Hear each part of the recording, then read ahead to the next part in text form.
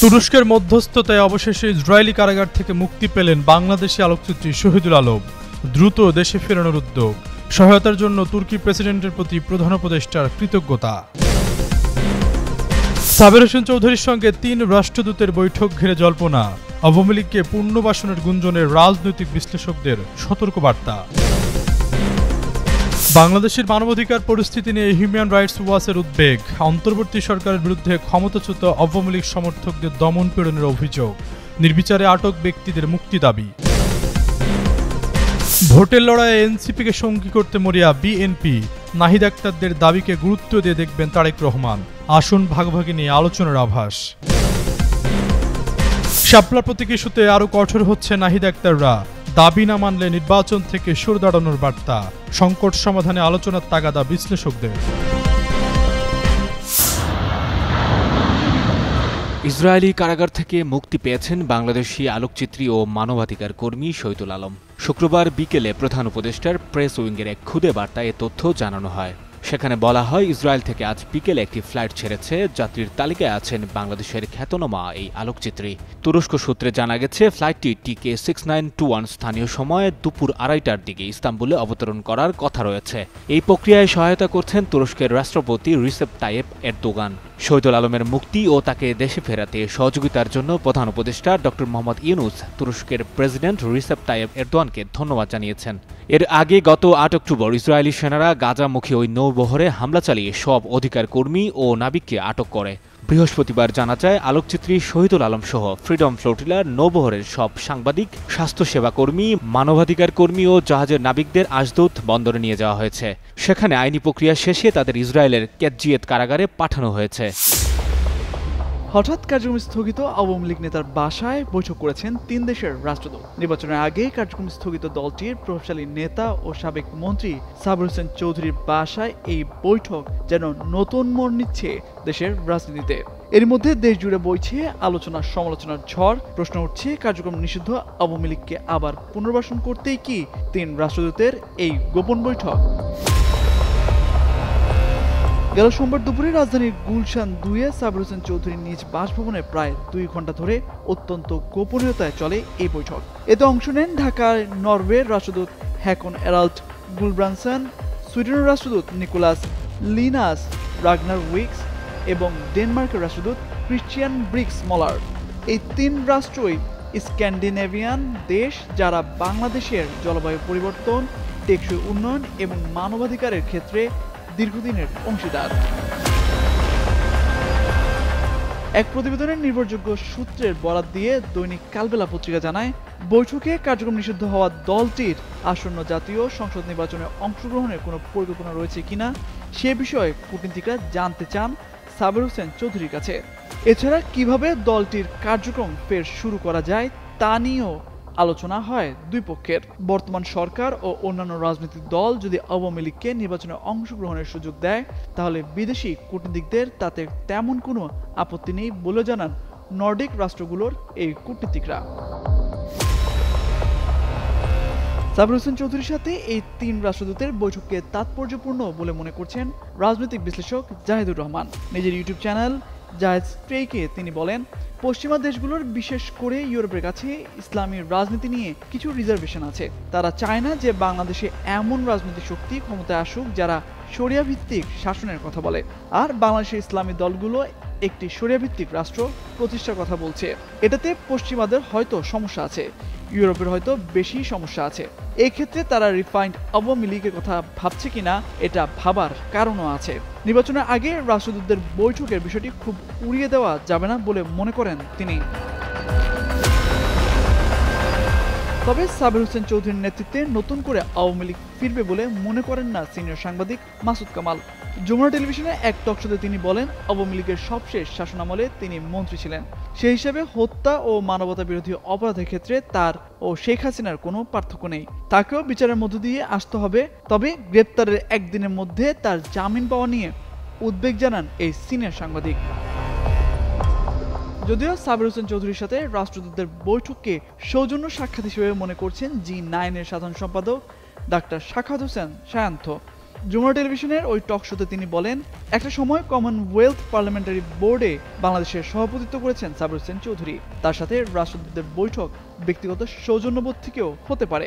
তবে রাজনৈতিক দল হিসেবে কোনো ষড়যন্ত্র করতে গেলে বিএনপি সহ অন্যান্য রাজনৈতিক দলগুলো সেই হিসেবে ব্যবস্থা নেবে বলে মনে করেন তিনি। তামজিদ মির্জা, যুগান্তর নিউজ।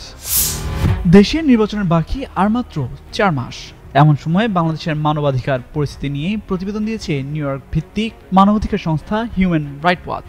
এতে অন্তর্বর্তী সরকারের বিরুদ্ধে ক্ষমতাচ্যুত, কার্যক্রম স্থগিত আওয়ামী লীগের সমর্থকদের দমন পীড়নের অভিযোগ তোলা হয়েছে।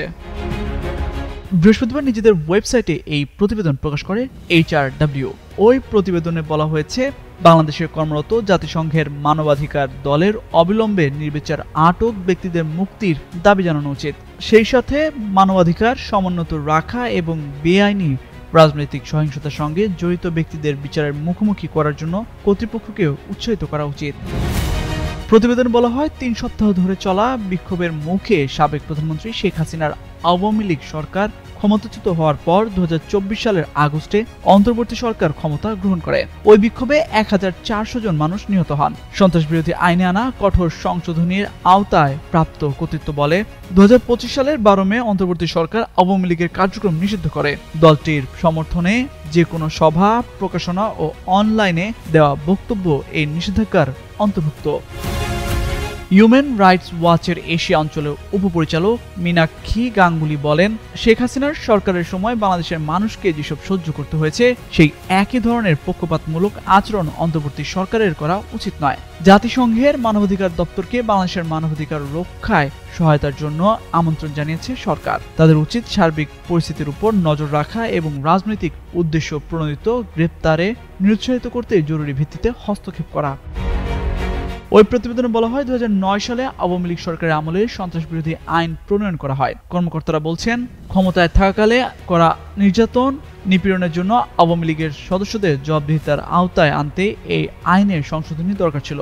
অবশ্য ডক্টর মোহাম্মদ ইউনূস মত প্রকাশের স্বাধীনতার উপর কোনো ধরনের বিধিনিষেধ আরোপের অভিযোগ অস্বীকার করেছেন। ওই প্রতিবেদনে বলা হয়, সরকার কট্টরপন্থী মুসলিমদের স্বার্থ সংশ্লিষ্ট গোষ্ঠীগুলোকেও নিয়ন্ত্রণ করতে ব্যর্থ হয়েছে। গোষ্ঠীগুলো দাবি আদায় করতে সহিংসতা চালিয়েছে। আইন ও সালিশ কেন্দ্র জানিয়েছে, জানুয়ারিতে এ পর্যন্ত মব হামলায় অন্তত 152 জন নিহত হয়েছেন। হিউম্যান রাইটস ওয়াচের এশিয়া অঞ্চলের উপপরিচালক মীনাক্ষী গাঙ্গুলি বলেন, সন্ত্রাসবিরোধী আইনের অপব্যবহার বন্ধ করা উচিত। আইনটি রাজনৈতিক দমন পীড়নের সমর্থক হয়ে উঠেছে। এর পরিবর্তে অন্তর্বর্তী সরকারের নিরাপদ ও অংশগ্রহণমূলক নির্বাচনের পরিবেশ তৈরিতে মনোযোগ দেওয়া উচিত বলেও মন্তব্য করেন মীনাক্ষী গাঙ্গুলি। তামজিদ মির্জা, যুগান্তর নিউজ। নির্বাচনের আগ মুহূর্তে জোটের হিসেব নিকেশে ব্যস্ত সময় পার করছেন রাজনৈতিক দলের নীতি নির্ধারণী পর্যায়ের নেতারা। কে কোন দলের সঙ্গে জোট করবে সেই গুঞ্জনে চলছে নানান আলোচনা। জুলাই গণ অভ্যুত্থানে ছাত্রনেতাদের দল এনসিপিকে ভোটের মাঠে সঙ্গে পেতে মরিয়া দেশের প্রধান রাজনৈতিক দল বিএনপি। সম্প্রতি ফিনান্সিয়াল টাইমসকে দেওয়া সাক্ষাৎকারে দলটির ভারপ্রাপ্ত চেয়ারম্যান তারেক রহমান বলেন, গণতন্ত্রকামী যে কোনো দলকে নিয়ে সরকার গঠনে প্রস্তুত বিএনপি। এসব দলের মধ্যে গত বছর অভ্যুত্থানে সামনের কাতারে থাকা ছাত্রদের নেতৃত্বে গড়ে ওঠা একটি নতুন দল রয়েছে। তারেক রহমানের এই বক্তব্যে বিএনপির সঙ্গে এনসিপি নির্বাচনী সমঝোতার বিষয়টি জোরালোভাবে সামনে এসেছে। জোট গঠন ইস্যুতে আলোচনা এগোলেও এখন পর্যন্ত চূড়ান্ত কোনো সমঝোতা হয়নি বলে জানিয়েছেন উভয় দলের নেতারা। বিএনপির স্থায়ী কমিটির সদস্য সালাউদ্দিন আহমেদ জোট গঠন ইস্যুতে বলেন, ফ্যাসিবাদ বিরোধী সব দলের সঙ্গে নিয়মিত যোগাযোগ রয়েছে। এর অংশ হিসেবে এনসিপির সঙ্গেও সংস্কার বিষয়ক আলোচনা রয়েছে, কিন্তু নির্বাচনী সমঝোতার কথা হয়নি। যখন নির্বাচন আসবে তখন দেখা যাবে। ফ্যাসিবাদ বিরোধী অন্যান্য দলের মতো এনসিপির সঙ্গেও সমঝোতা হতেও পারে, আবার নাও হতে পারে। বিশ্লেষকদের মত, আসন ভাগাভাগিতে এনসিপির দাবিকে গুরুত্ব দিয়ে দেখবে বিএনপি। ভারপ্রাপ্ত চেয়ারম্যানের বক্তব্য সেই ইঙ্গিত বহন করে। অন্যদিকে ভোটের মাঠে গণঅভ্যুত্থানের আবেগ পক্ষে রাখতে এনসিপির সঙ্গে জোট না হলেও অন্তত নির্বাচনী সমঝোতা করতে আগ্রহী জামায়াত ইসলামী। এনসিপি নেতারা জানিয়েছেন, আগামী ফেব্রুয়ারি সংসদ নির্বাচনে জামায়াত প্রত্যাশিত সংখ্যক আসন ছাড় এবং নির্বাচনের সব রকম সহায়তার প্রতিশ্রুতি দিয়েছে। তবে তাদের সঙ্গে গেলে ডানপন্থী ট্যাগের ভয় রয়েছে। আবার বিএনপি পাশে চাইলেও প্রত্যাশিত সংখ্যক আসন ছাড়তে রাজি নয় দলটি। এই দলটির সঙ্গে গেলে নির্বাচনে প্রত্যাশিত সহায়তা পাওয়া যাবে কিনা তা নিয়েও শঙ্কা রয়েছে। জোট গঠন ইস্যুতে এনসিপির এক যুগ্ম আহ্বায়ক দেশের প্রথম সারির সংবাদপত্র সমকালকে বলেন, আসন্ন নির্বাচনে জোট গঠন ইস্যুতে দলের আহ্বায়ক নাহিদ ইসলাম সব পক্ষের সাথে আলোচনা চালাচ্ছেন।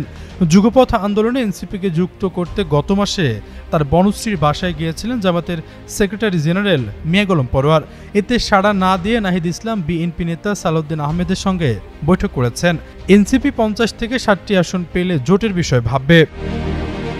আশরাফুল ইসলাম, যুগান্তর নিউজ।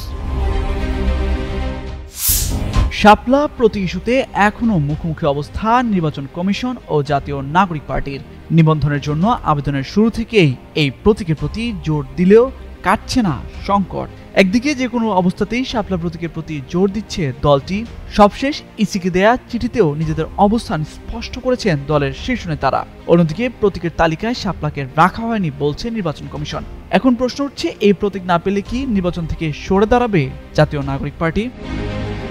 দলের একাধিক সূত্র বলছে, একদিকে যেমন চলছে দলটির নিবন্ধন প্রক্রিয়া, অন্যদিকে সাংগঠনিকভাবে নিজেদের শক্তিশালী করতে সারা দেশ জুড়ে সাংগঠনিক তৎপরতা চালানোর উদ্যোগ নিয়েছে দলটি। এরই মধ্যে 10 বিভাগীয় সাংগঠনিক সম্পাদকের নাম ঘোষণা করা হয়েছে। একই সাথে জুলাই অভ্যুত্থানে সক্রিয়ভাবে নেতৃত্ব দেওয়া ব্যক্তিদের মান অভিমান ভাঙিয়ে দলে ফেরানোর চেষ্টা চলছে। এছাড়া নির্বাচনের প্রস্তুতি, দলীয় প্রতীক চূড়ান্ত ও সংস্কারের ইস্যু সামনে রেখেই অক্টোবরের মাঝামাঝিতে মাঠে নামবে এনসিপি। এ বিষয়ে এনসিপির যুগ্ম আহ্বায়ক সরওয়ার তুষার গণমাধ্যমকে বলেন, বর্তমানে সাংগঠনিক কার্যক্রমের বিষয়ে প্রধান দুটি ইস্যু রয়েছে। একটি হলো দলীয় প্রতীক নিয়ে জটিলতা, অন্যটি হলো সংস্কার ইস্যু। এর পাশাপাশি সাংগঠনিক বিস্তৃতি ঘটাতে সারা দেশে অক্টোবরের মাঝামাঝিতে দলের কিছু কর্মসূচি আসতে পারে।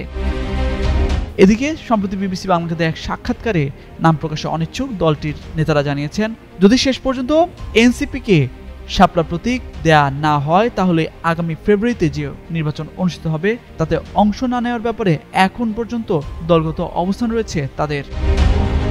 এছাড়া বৃহস্পতিবার নির্বাচন কমিশনে সিএসির সাথে বৈঠক শেষে একই কথা জানালেন এনসিপির মুখ্য সমন্বয়ক নাসিরউদ্দিন পাটোয়ারি।